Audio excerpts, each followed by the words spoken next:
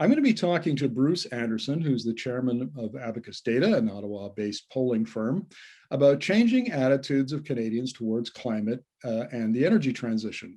His firm has done a number of surveys, going back to at least 2016, that have provided key insights for me as part of my journalism. So I wanted to check in and see how things have changed in the last year or two. So welcome to the interview, Bruce. Well, thanks, Markham. It's great to be with you. Well, thank you for being here, sir. Why don't we start with kind of a general question? How have Canadians' attitudes towards climate and the energy transition changed in recent times? In fact, they have.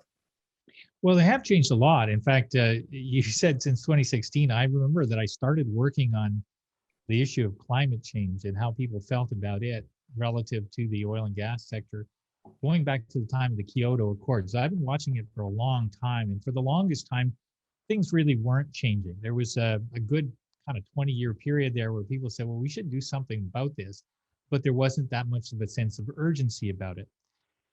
And then in the last 5 years or maybe 10, we started to see people say, no, there's real urgency to this, and we need to do something about it. But a lot of people felt like it was a pipe dream to imagine that we could do something about it, and you could hope for it, but it probably ever wasn't really going to be the case that the world was going to change.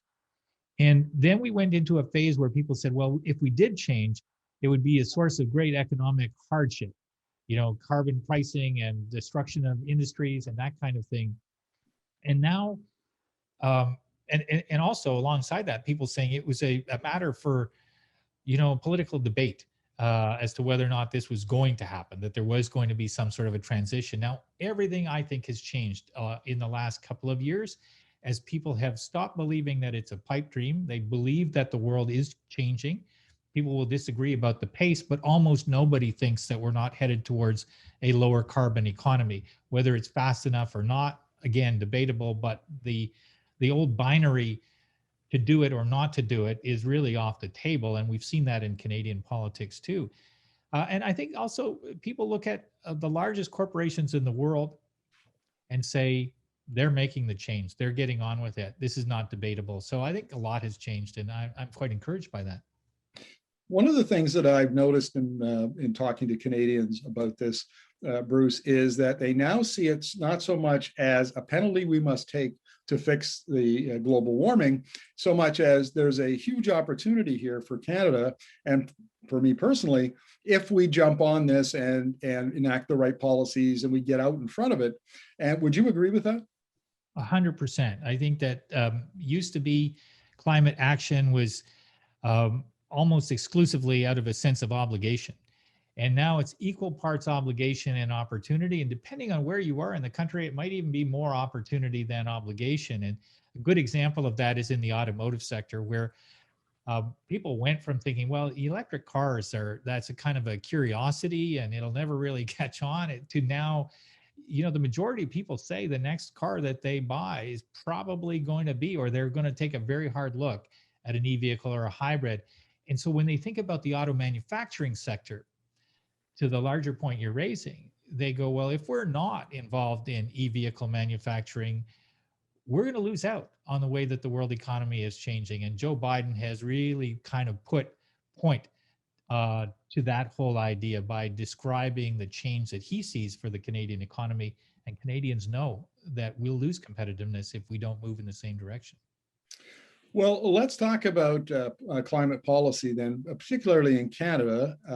The federal government, the Trudeau Liberals were elected in 2015, and they had a fairly robust climate platform at that time. And we've seen a couple of iterations of their climate plan as it's evolved over the last 6 years. What are the Canadians' attitudes towards federal climate policy and energy policy, and how have they changed over that time?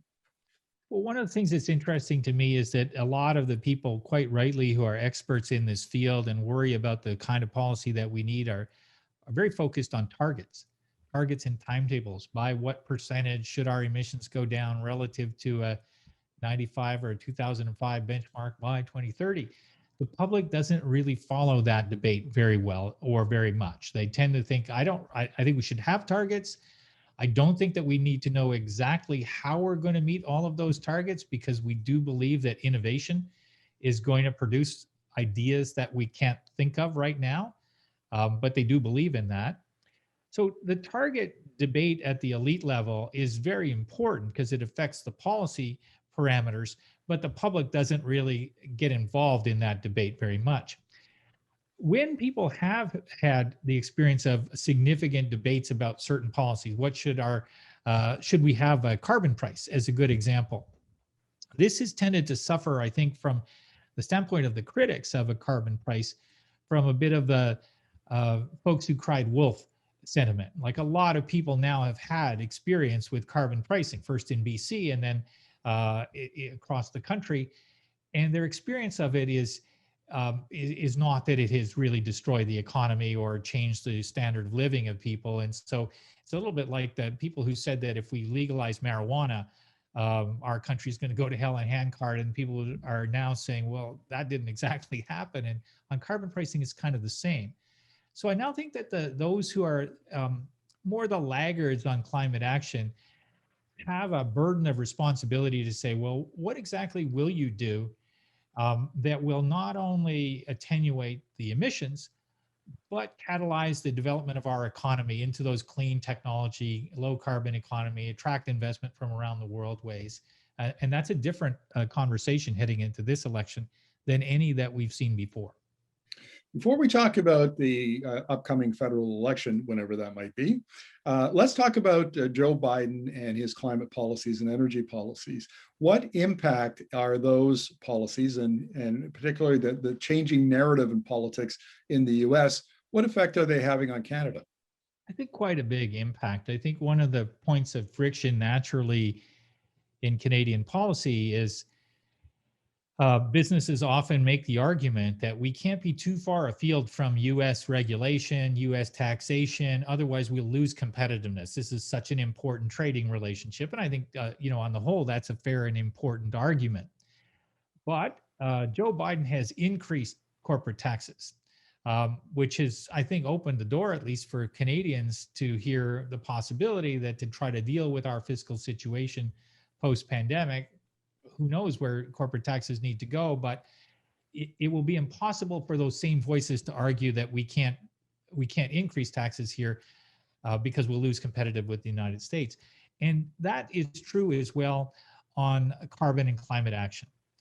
That once you unleash all of the power and the capital that's been stored up in the US economy to pursue this goal, to invent new solutions, if we look like we're only going to be takers of those solutions, if we look like our regulations aren't going to support our entrepreneurs, our inventors, our leading edge companies, then I think there is a risk that we lose competitiveness by not moving as quickly on climate and carbon as the US does. Obviously, as you well know, and your listeners and readers will know, the nature of our energy marketplace is different from theirs. And so we won't be able to or want to do exactly the same things as they do. But I don't think there's any doubt, and I think Premier Kenney found this loud and clear, is that if a year and a half ago he was saying at the Globe and Mail editorial board that he thought climate change was a flavor of the month among investors, that it isn't that. There are many, many large organizations in the world that are saying we're going to put our investment dollars in places that take this seriously and have policies that support low carbon businesses. Well, let's talk about the next federal election. So in 2019, we saw that all of the parties had climate plans. Some of them were quite aggressive. I mean, the Greens wanted to put Canada on a war footing to combat climate change. What do you anticipate the role that energy and climate will play in the next election? The question that I have heard the most over the years I've been in polling and have never liked much is what's the ballot question going to be? And so I understand why people ask it, but it's almost impossible to know normally what the ballot question is going to be. But that doesn't stop everybody within 100-mile radius of where I live from doing it endlessly. So good for you for asking the question that people want an answer to. I guess I think that the My own personal view is that the election is going to turn a little bit on kind of optimism and an optimistic take on what we can do in the future as Canada, economically, principally. Um, and the reason I feel that is I think that people have been through such a hard time that they're not going to be much interested in well, there's going to have to be hard times ahead. I think that the public appetite for that is going to be very, very limited. And so people are going to be listening for who's got an idea about what comes next. And most of the best thinking about what comes next, or a lot of it anyway, is in this idea of finding opportunity in a low carbon transition. Because it makes people feel good from the standpoint of their environmental responsibility, but it also is credible to them as a way to fashion the economy that we need for the future. So more transit, more low carbon forms of energy.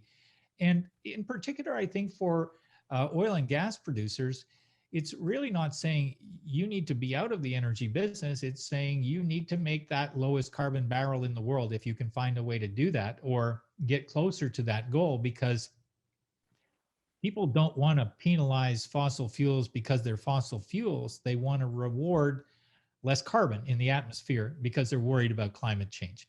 And that's the dynamic that I see. And so it'll be interesting to me whether this issue goes off the agenda because the Conservatives don't really want to talk about it very much anymore. Any day that they're talking about climate feels like they're feeling the two parts of their party almost at war with each other.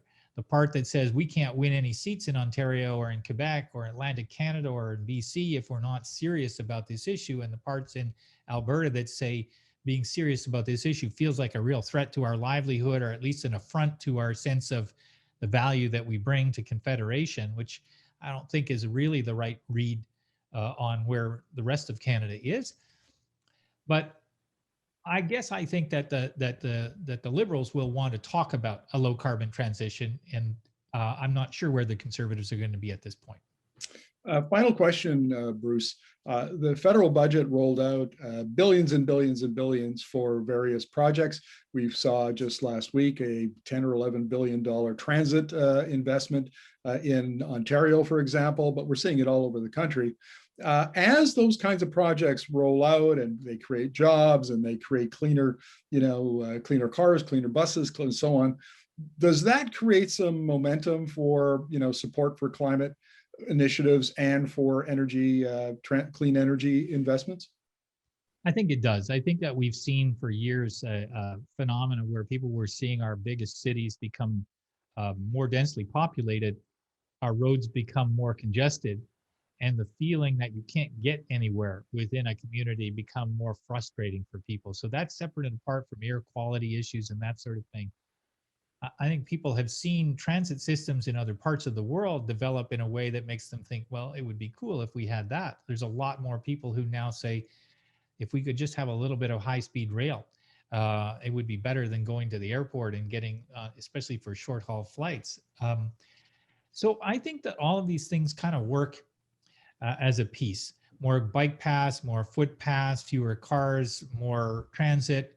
I think they all contribute not to a sense that we're putting band-aids on a big problem, but we're actually re-engineering the way that we live and move to try to give us a little bit more quality of life, as well as that environmental solution. And along the way, I think people understand in some rudimentary way that there will be new jobs that are created as part of this change.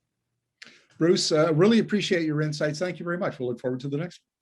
I love the conversation. Happy to do it anytime you want.